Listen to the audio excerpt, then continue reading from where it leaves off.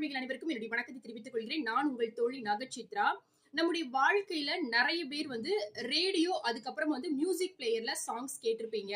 அதாவது இது 2க்கும் இருக்கக்கூடிய ஒரு டிஃபரன்ஸ் என்ன அப்படின்னு பார்த்துட்டீங்கன்னா, மியூசிக் பிளேயர பொறுத்தவரைக்கும் நமக்கு என்ன சாங்ஸ் வேணுமோ, அத பேக்வேர்ட் அல்லது ஃபார்வர்ட் பண்ணியோ, இல்ல நமக்கு என்ன கேட்டகரியில வேணும் அப்படின்றத செலக்ட் பண்ணிக்கக்கூடிய ஆப்ஷன் இருக்கும். அதனால நமக்கு எது விருப்பமா இருக்கோ, அத நம்ம செலக்ட் பண்ணி சாங்ஸ் கேட்டுக்கலாம்.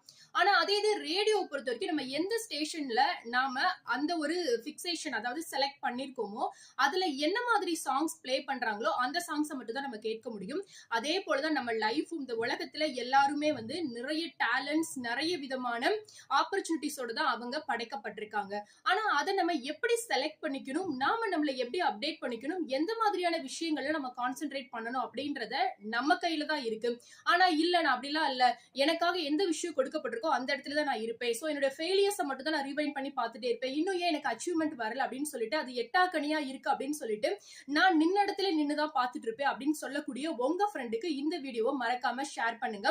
உங்களுடைய ஆப்பர்ச்சுனிட்டிஸ், உங்களோட டேலண்ட்ஸ் எல்லாமே உங்க கையில தான் இருக்கு.